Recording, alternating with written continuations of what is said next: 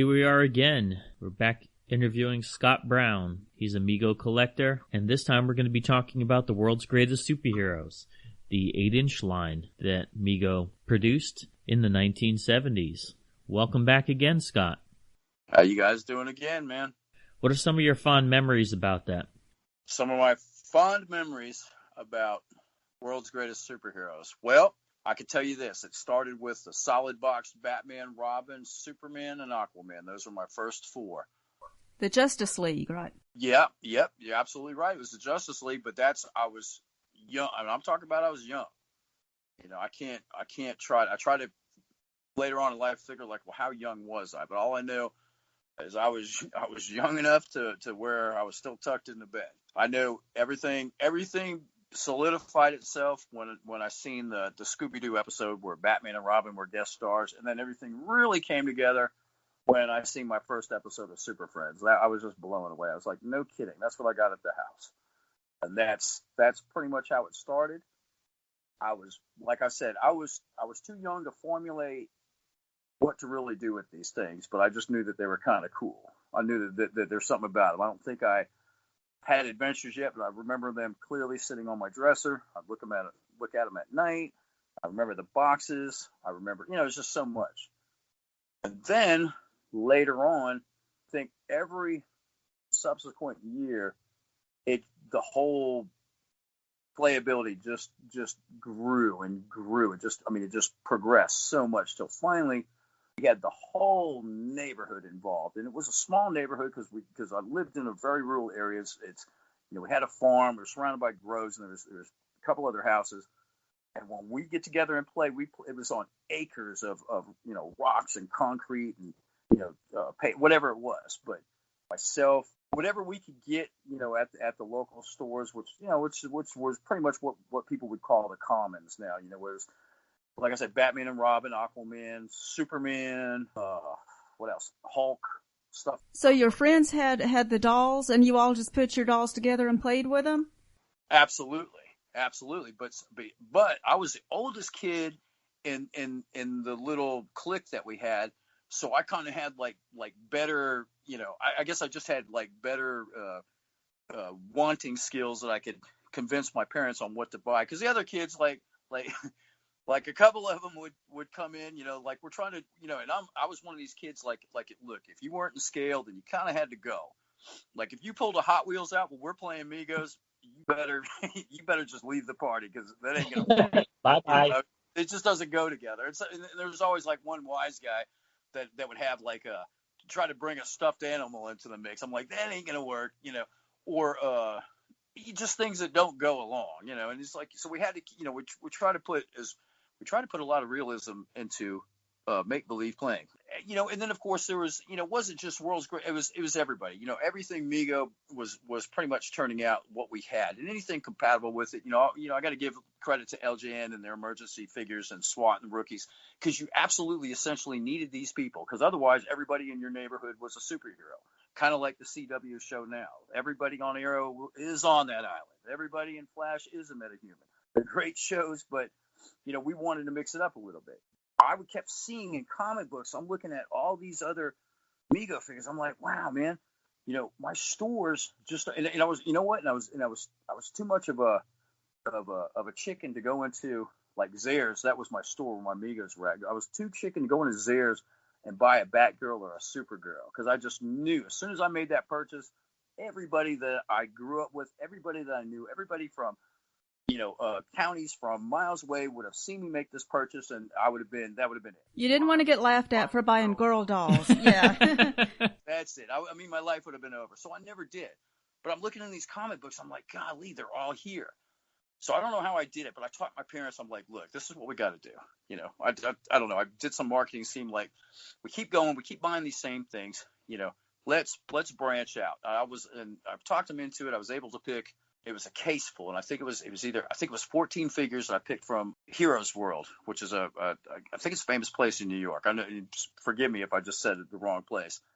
Yeah, we have some of the catalogs in our collection. They're just looking through the catalogs. It's amazing. I got every single cool Mego I could think of.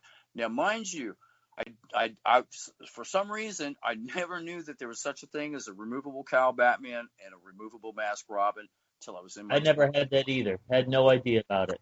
Look, man, I'm hanging out. I mean, I was a musician. We're playing like, someplace in Miami Beach, and we're happening, and everybody's like, yeah, man, look at all these cool guys, long hair and all this psychedelic grunge, whatever kind of stuff we're into. And we're walking, we're cool, and there's girls and everybody's. And I look over and I see like this antique store, and we're walking and cool, and we're talking about cool things because that's what musicians do. And I look over, I'm like, that looks like a damn Mego. And I stopped what I was doing. I was like, hold on. And I go inside the store, and it was an RC Batman in a box. And I'm freaking out. I'm like, is this fake? And because this was still like, man, we're talking like 87, 89, no, 1989, 1990. So I'm in there and I'm looking at these, and I'm like, wow, his mask comes off. And I had like this epiphany. I was like, God, because as a kid, what I would do with my Batman is I had a Captain Kirk. There's Star Trek again. Captain Kirk was always Bruce Wayne, but I felt like I felt so fake doing it because all my friends were there. So when Batman would return home from his adventure, I put him behind. I made this Batcave out of wood, and I put him behind the wood, and I pull out Captain Kirk. Oh yeah, I'm Bruce Wayne. I'm here to, I'm like it was just like bad magic or something. Like everybody knew. I've seen that sleight of hand, but. So then, and that's pretty much. Oh, so what I ordered is like I got Invisible Girl, Batgirl. I got all the girls because I got a mail to me. And the mailman, even when the mailman delivered it, I thought he knew. I'm thinking like, I have girl dolls in here, don't you? But he didn't. Well, he might have. But I remember crazy stuff like the Wayne Foundation, which is like this ginormous. It's like a Barbie dream house, but made for 8-inch figures. But they used like this backer board, which made it extremely ridiculously heavy. That for whatever reason, I got to order one of those, and it came again from Heroes World, and they mailed it to my mom's department store where she worked at. She was like a jewelry. She managed the jewelry department, which was right in front of the store, and she called me up. On the house phone, there's no such thing as cell phone. She called me up on the house phone. She goes, I got a box here for you. And I rode my bike. I swear to God, it was 3 miles away, maybe even longer. I rode my bike. I get up there, and I see the size of this box. And I go to try to pick it up. And I'm like, oh, Jesus, I can't. It's heavy. So I figured out a way to strap this thing on my back. I don't remember how I did it, but I remember I did it. I strapped this big, heavy thing on my back, and I rode it home on my 10-speed. It probably took me, I don't know, 15 hours or something to get home because I had to stop like every 30 paces and get off my bike. I'm like, what an idiot. What am I doing? But you were determined to get it home. Hell yeah, I was determined. I got that thing home, and I set that thing up, and that was it. Boy, game over. I'm like, good Lord, look at this thing. But the only thing that was actually my last purchase was when I was a kid was the Hall of Justice. And I kind of got that. Kind of like that same thing. Wow, man, another. Because once again, if you didn't have a place for your figures to hang out, it kind of like took away from and it wasn't. It's not the same thing as like having like because of course we're creative now, and there's all these these awesome customizers and these awesome like my friend David Gunn designing all these cool diorama type things, or Robin Adams with her wonderful Dita play sets and all this, but if you didn't have it, you couldn't make stuff as a kid, and it was cool like that. So they absolutely positively had to have a place to play, and it absolutely positively had to be made by the same company or a toy company. It couldn't be like a makeshift thing. It just didn't have the same feel. You know what I mean? If it was an Mego figure, it absolutely needed to be an Amigo vehicle or Amigo house. If that was the Waltons had a house. I didn't have that, but if so it had to be in the Mego Justice League. It just had to be. And then anyway, yeah, okay. Did you also have the Teen Titans Mego dolls? Absolutely had the Teen Titans. That's actually an interesting question. But like I said, all my primary Mego figures that I ever bought were from Zayre's department store in Homestead, Florida. Great place to find Megos. There was also where my mom worked was Jackson Byron's, and next to that was a place called Neisner's, which was like a little 5 and dime. Inside Neisner's, they had like a little tiny little toy department. But that little tiny toy department, I came in there one day, and there were all 4 of the Teen Titans, and I freaked out. I'm like, good Lord, what have we here? And I bought all 4. And I was like, you know what? Wonder Girl, it's a girl doll. Guess what? I'm buying it. And that was right where my mom worked, which was probably about a quarter mile away from my future junior high school and another half a mile away from the elementary school that I presently went to. It was prime time Saturday.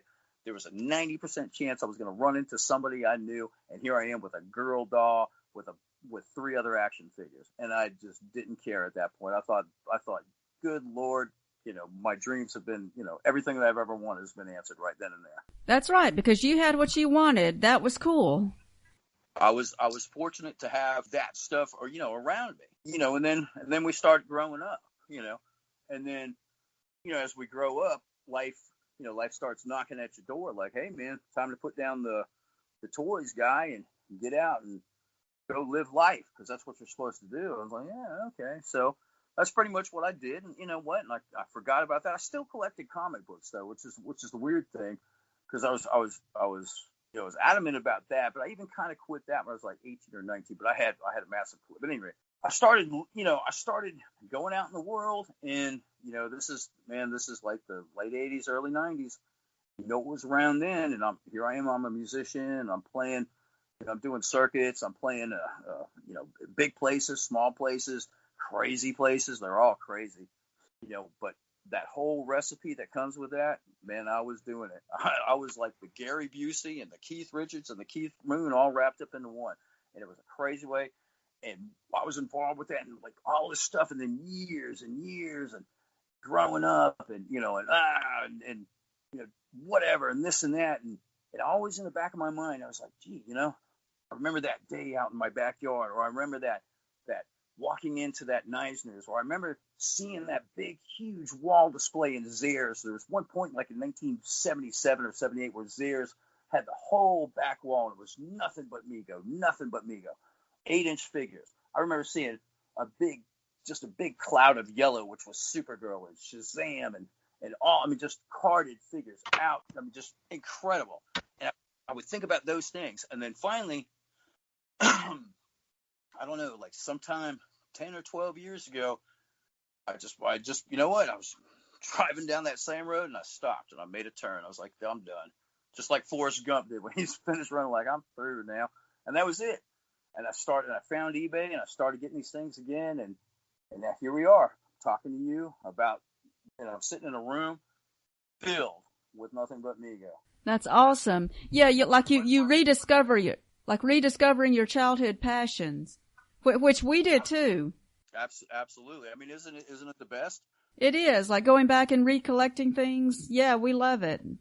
Which is why, like, man, how did you? You guys. I know you guys had to hit that target and get your new Mego figures. I know you had to, because I certainly did. We did. How did that feel? We're sitting there. You're inside Target and you're holding. Jesus, I'm inside Target. I'm holding Sulu with a scar on his face and the mirror set. I'm thinking like, oh my God, that same feeling I had when I found those Titans in Neisner's.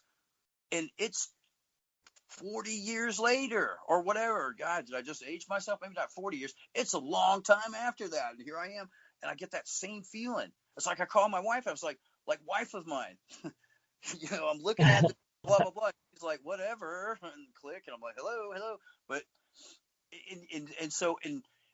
and then I get it, man. It's like, and then and here we are. And then the 14-inch figures, somebody said the 14-inch figures that Mego is doing now is comparable to the 8-inch figures when we were a kid, because we were smaller and they kind of fit the same way in your hands. And, and I thought, like, you know what? That's probably true. So, cause really, I got them set up on in my office inside, my house office anyway. And I go in there and I'm looking at, like, I can look straight at Batman. He's looking back at me like, hey, Scott. And I'm like, hey, Batman. And that's just, and it's great.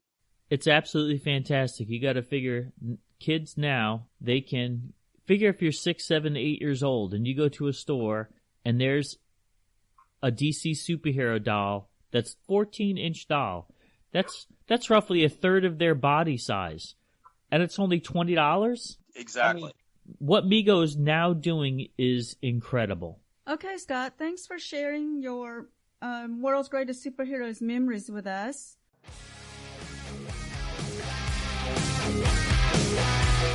Thanks for listening. Make sure you hit that subscribe button and join our Facebook group. Live long and may the force be with you. Nanu Nanu.